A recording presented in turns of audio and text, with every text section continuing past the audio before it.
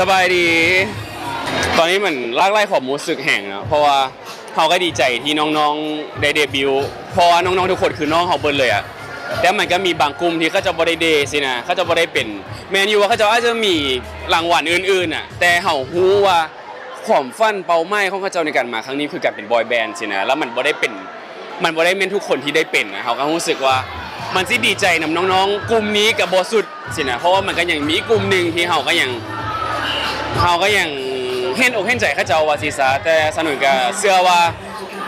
การนี้เขาเจ้าเอาตัวเองเข้ามาในรายการนี้เขาเจ้าสิได้พัฒนาตัวเองไล่แห่งมันไม่เป็นแค่ศักยภาพแต่มันคือ mindset มันคือความก้ามันคือการชนะใจตัวเองสนุนคือว่าเขาเจ้าซีซ่ามาใช้สิ่งนี้ไปต่อยอดให้ตัวเองได้เดินหน้าต่อได้แน่นอนสำหรับสนุน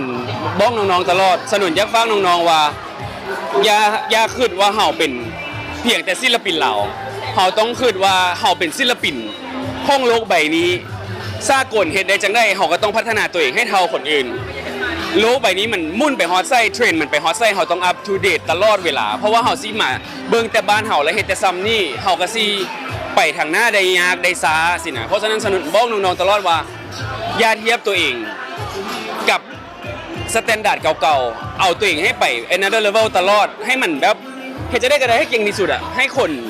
ต่างประเทศยอมรับว่าอันนี้เนาะบอยแบนด์คนลาวเนาะหั่นน่ะสนุนบอกน้องๆแบบนี้ตลอดแล้วก็มื้อนี้ก็เห็นว่าเขาจะพัฒนาระยะเวลาสั้นน้อยเดียวอ่ะแต่ว่าน้องๆเฮ็ดได้ป่านนี้สนุนแบบเชื่อมั่นว่าเขาจะสิไปได้ไกลกว่านี้อีกหลายแห่งโดยสำหรับ Lead Pop Music Festival ล่าสุดก็แม่นเป็นความฝัน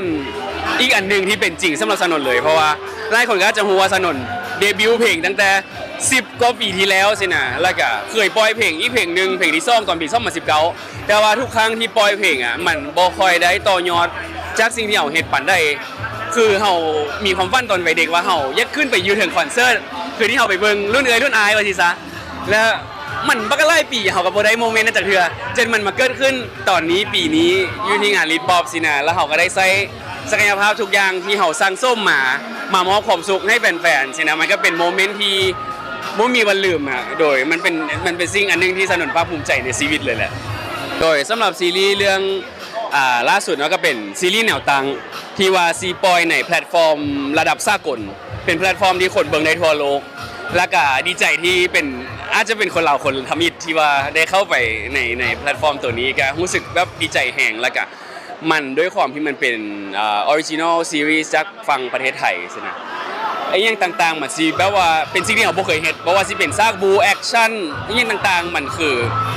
อยังใหม่ๆแท้ๆที่สนุนบ่เคยเห็นแล้วก็ทุ่มเทเต็มที่ก็คือถ่ายทำแล้วไปแล้วคือคิวสนุนแม้ตั้งแต่เช้าพอดึกทุกมื้อแต่ก็ทุ่มเทเต็มที่เพราะว่ามันเป็นโอกาสที่เฮาบ่ฮู้ว่าเฮาสิได้รับมันอีกมื้อใดก็อยากให้ทุกคนถ้าติดตามมันเป็นอีกอย่างใหม่ๆที่แฟนๆบ่เคยเห็นสนุนเห็นแน่นอนจอคิวออกมาก็คือผลงานเพลงเนาะคือที่ไอเล็กบอกเมื่อกี้ก็คือสนุนเตรียมเพลงไว้ไล่แห่งตอนนี้ก็เป็นขั้นตอนในการนี่แหละเลือกเพลงกันว่าสิเอาเพลงได้แล้วก็เริ่มดำเนินการแล้วเพราะว่ากลับมาเราหลังจากซีรีส์ก็เป็นเพลงเลยบ่ปล่อยบ่อยู่ลาบ่ว่างแน่นอนเลยก็เรื่องเพลงถ้าติดตามต่อไปบ่หยุดแน่นอนเลยโอ้ยขอบใจหลาย